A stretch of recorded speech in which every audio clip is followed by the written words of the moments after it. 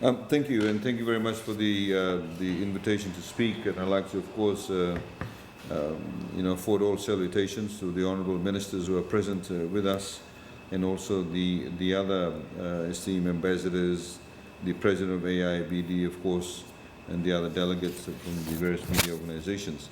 I like to keep it very formal, as opposed to sort of making a very formal statement. And you're absolutely right. I mean, we have over 300 islands, 110 of which are habited.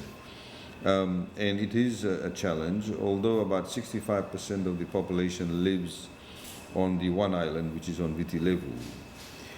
But I think fundamentally, sort of taking it back a few years, the manner in which, for example, frequencies were allocated was very haphazard, and we worked with a number of entities, partners like ITU and others to ensure that there was an essence and understanding that frequencies actually limited real estate, and that we need to have the maximum usage of it.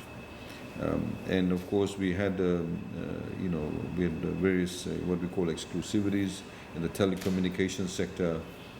We had Vodafone that had exclusivity as far as mobile phones were concerned. We had Telecom Fiji, which had exclusivity. We had Fintel, which is in partner with Cable and Wireless, had an exclusivity.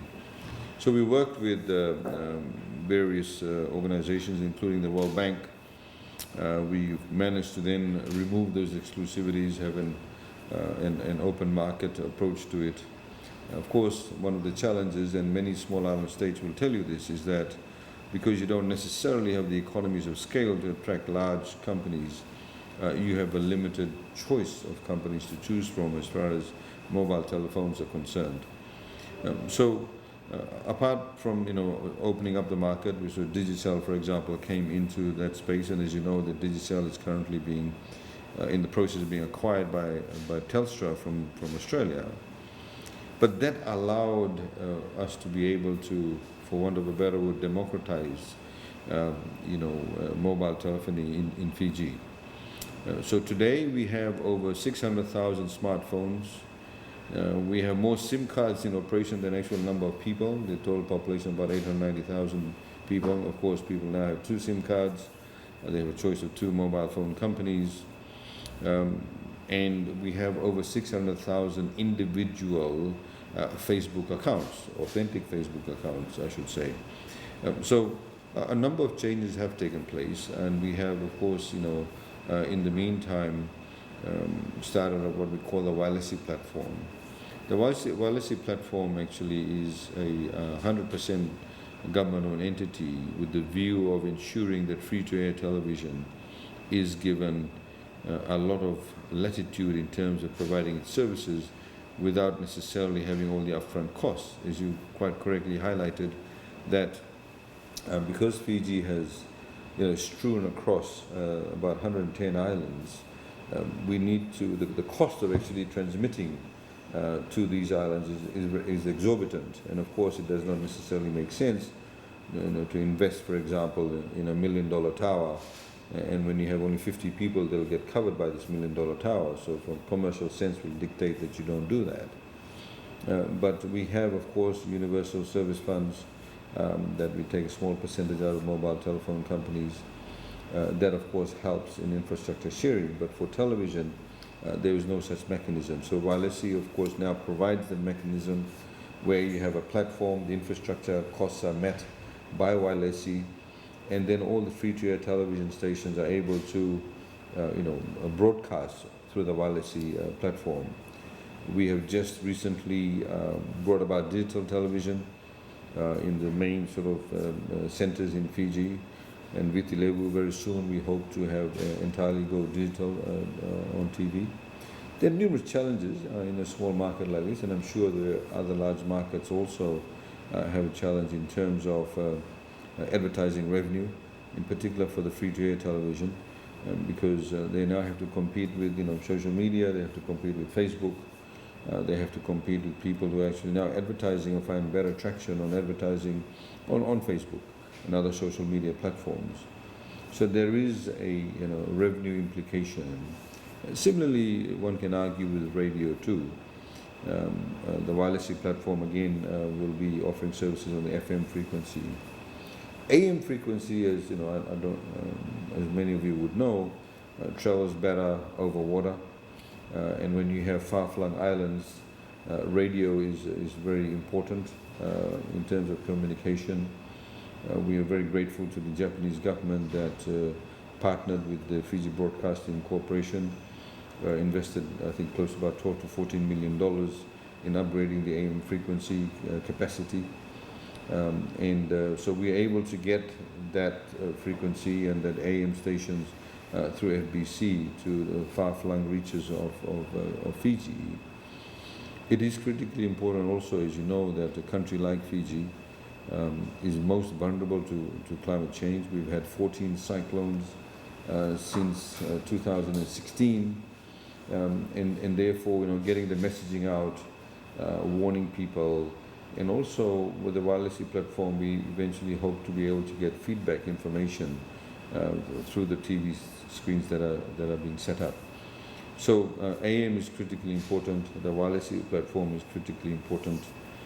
We have also, in respect of communications, for example, set up what we call telecenters, predominantly through schools, where a lot of remote schools, we provide them with PCs, we provide them with, in some cases, laptops, we provide them with, webcams, etc. Free of charge. We actually pay for the telecommunications cost, the internet costs, on the condition, of course, the students use it during the day, and then in the evening and the afternoons, the members living in that community around that school can actually come and access those facilities. So we have, that being set up. We recently also had what we call the connecting the unconnected, which means there are a lot of schools, for example, do not have access to internet at all. We've identified a number of places. So what we do go there is, through satellite, we give them internet connectivity, we give them PCs, and also then we give sometimes IP phones. And if there's a village or a community living nearby the school, we then Wi-Fi the school compound area, so members of the public can actually come to the schoolyard and connect themselves. This, of course, is a quick solution whilst we set up more towers through the universal service funds that we've got. So quite a lot of work actually has been done in this respect. Of course, we need to continue to do that. And I think there's a number of challenges, as we have seen overall, talking about media, through the advent of Facebook. Of course, we've seen a lot of misinformation that is spread through, for example, Facebook in Fiji. We also have set up in the meantime an online safety commission. We saw a number of sort of abuse taking place online. Essentially, what we call sort of revenge videos being put out by jilted lovers, etc., or also in terms of targeting children. So we've got a mechanism through which complaints can be lodged. A lot of the times we find that families who have disputes may put up videos of each other and how we can actually ensure that that does not happen. So all in all, I think there will be a sort of very quick snapshot in respect of what we have done, what we are doing. We also, we invest in quite a lot of funds, as I said, through the wireless platform. We've recently partnered. The Samoans recently laid a cable from Samoa to connect to the Southern Cross cable, which lands in Suva, in our capital city. So they brought the cable between two of the major islands, and so we were able to build a pipe off that, and to get a submarine cable landing in the second largest island, Vanuatu, which means that there's a lot of connectivity opportunities, a lot more stable, and we have seen recently a lot of appetite by the BPO sector to set up in Fiji. So that also helps in in diversifying our economy. We just about 2 weeks ago speaking to another company where they want to come and set up shop. They're looking at about 3,000 jobs in the next 2 years. So all of that is happening also. We've had to deal with, we've recently signed up to the Budapest Convention in terms of cyber security and various standards to obviously give people confidence, and of course our commitment to cyber security. And those are some of the challenges and issues that we have to endure, and I think it's critically important to ensure that we have that level of collaboration and partnership, not just within the Pacific itself, but also with our other member countries in AIBD. Thank you.